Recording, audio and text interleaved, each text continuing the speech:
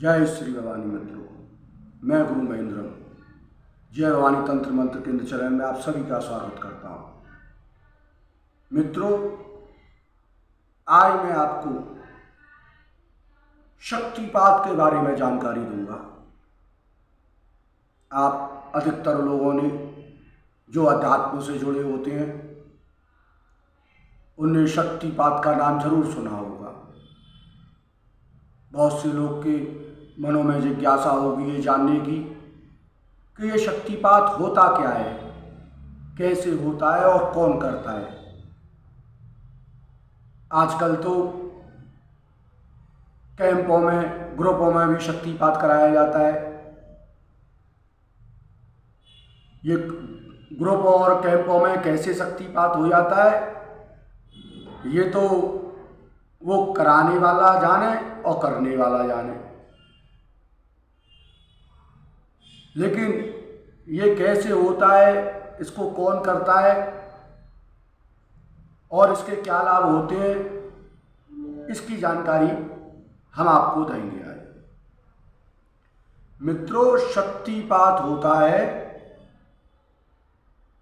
मानव शरीर में विद्यमान षट चक्रों को जागृत करके कुंडलिनी शक्ति का जागृत कराना, और इसको जागृत कराता है गुरु। गुरु अपने योग और उत्तम शिष्य को शक्तिपात के माध्यम से अध्यात्म की सबसे बड़ी शक्ति कुंडलिनी शक्ति का जागरण कराता है।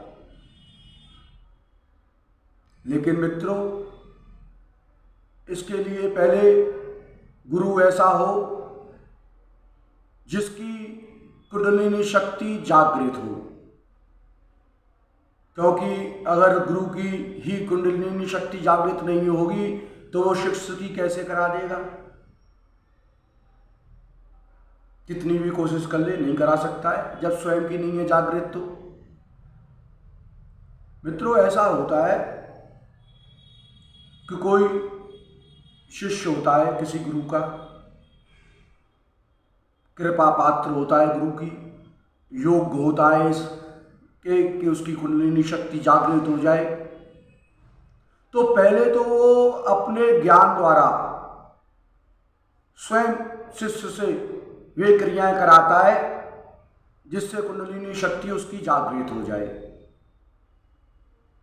लेकिन बहुत प्रयत्न करने पर भी जब शिष्य की कुंडलिनी शक्ति जागृत नहीं होती है तो गुरु अपनी कृपा के द्वारा शक्तिपात के माध्यम से उस शिष्य की कुंडलिनी जागृत कराता है। तो इसमें क्रिया यह होती है कि गुरु अपने शिष्य को अपनी शक्तियों द्वारा कुंडलिनी जागृत कराने की विधि करता है। गुरु शिष्य को अपने सामने बिठाता है और अपनी शक्तियों के द्वारा उसके षट चक्र पहले जागृत करता है।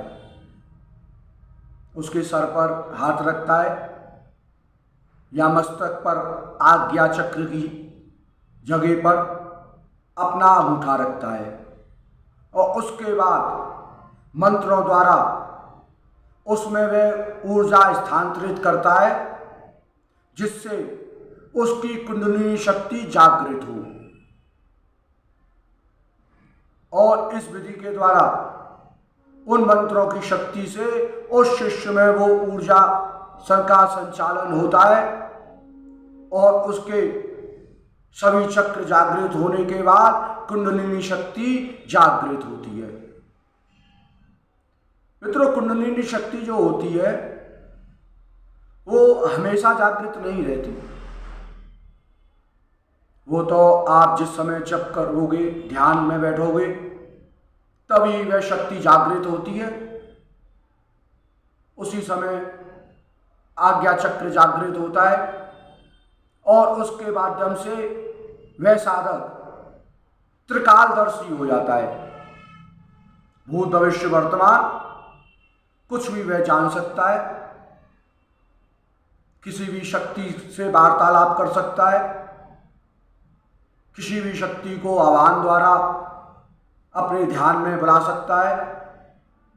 लेकिन मित्रों, आज ये शक्तिपात ग्रुपों में कराया जाता है, इसके कैंप लगते हैं। क्या ये शक्तिपात ग्रुप और कैंपों में हो सकता है?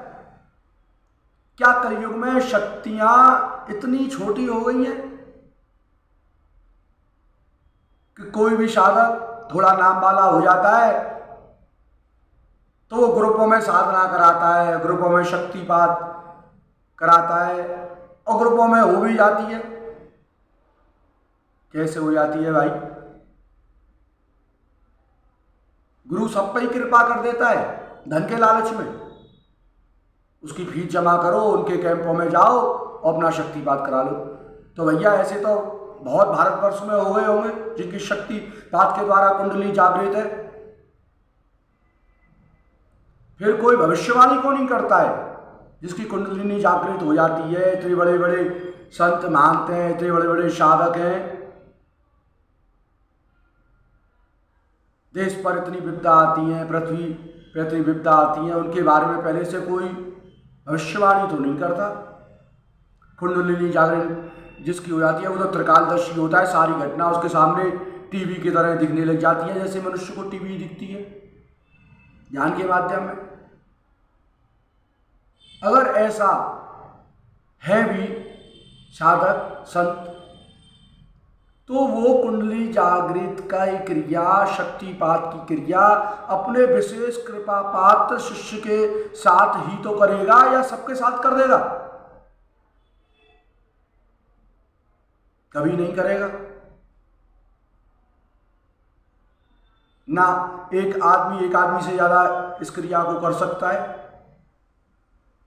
एक आदमी को ये क्रिया के द्वारा शक्तिपात के माध्यम से कुंडलिनी शक्ति जागृत करा सकता है। मित्रों, कुंडलिनी शक्ति जागृत करने की क्रिया बहुत लंबी होती है। इसमें सबसे बड़ा तो ध्यान होता है। आदमी के मस्तिष्क में इतनी चिंताएं होती हैं, इतने विकार होते हैं कि वह उससे कहाँ से मुक्त हो पाता है जो उसका ध्यान बढ़ेगा और उस जगह तक बढ़ेगा जहां उसकी कुंडलिनी शक्ति जागृत हो जाए। मित्रों, संसारिक गृहस्थी जो लोग हैं उनकी कुंडलिनी शक्ति जागृत नहीं हो सकती, क्योंकि गृहस्थ में आदमी का दिमाग खाली नहीं रहता है। हजारों उसकी टेंशन होती हैं, हजारों उसके दिमाग में विकार होते हैं। कैसे उनसे मुक्त हो जाएगा वो? इसलिए शक्तिपात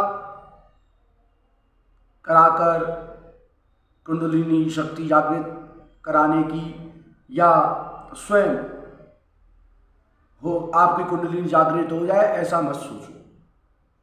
अगर आप ध्यान में बैठते हैं, जप करते हैं, तो ज़्यादा से ज़्यादा जप करो, ध्यान में बैठो। अपने आप तुम्हारे चक्र जागृत होने लगेंगे और एक दिन करते करते आप उस स्टेज पे पहुंच जाएंगे कि आपकी कुंडलिनी शक्ति जागृत हो गई है। समाधिस्थ अवस्था में आप पहुंच जाएंगे। लेकिन मित्रों, कुंडलिनी शक्ति जागृत होने के बाद क्या मानव का संसार सुखों में या सांसारिक कामनाओं में या सांसारिक लोगों में ध्यान लगेगा? नहीं लगेगा। उसमें तो बिल्कुल वैराग्य भाव उत्पन्न हो जाएगा, सबसे वह दूर हो जाएगा। जब वो सत्य को जान जाएगा तो इस भ्रम की दुनिया में उसका चित्त कैसे लगेगा? वो तो केवल उस सत्य परब्रह्म परमेश्वर परमात्मा अपने इष्ट को देखेगा केवल।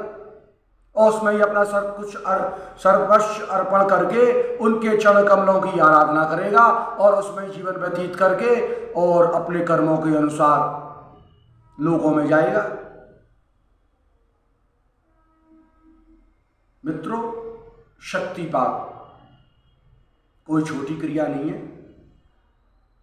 यूट्यूब पर और कैंपों में तो दिखा दी जाती है कि आप ऐसा कर लो, शक्तिपात के द्वारा आपकी कुंडलिनी शक्ति जागृत हो जाएगी, चक्र आपके जागृत हो जाएंगे। ऐसा नहीं होता है। सब कथित लोगों ने धंधा बना रखा है धन के लोभ में, इसलिए इस भ्रम में ना पड़े कि कुछ पैसा देकर आपको कोई शक्तिपात के माध्यम से कुंडलिनी शक्ति जागृत करा देगा। ऐसा नहीं होगा। अगर आपकी कुंडलिनी शक्ति जागृत होगी वो तो स्वयं से ही होगी, या अपना सर्वस्व त्याग करके किसी ऐसे साधक के शिष्य बनो जिसकी स्वयं की कुंडलिनी शक्ति जागृत हो, तो वो आपको शक्तिपात के द्वारा कुंडलिनी शक्ति जागृत कराएगा। अन्यथा आपकी कुंडलिनी शक्ति जागृत नहीं होगी।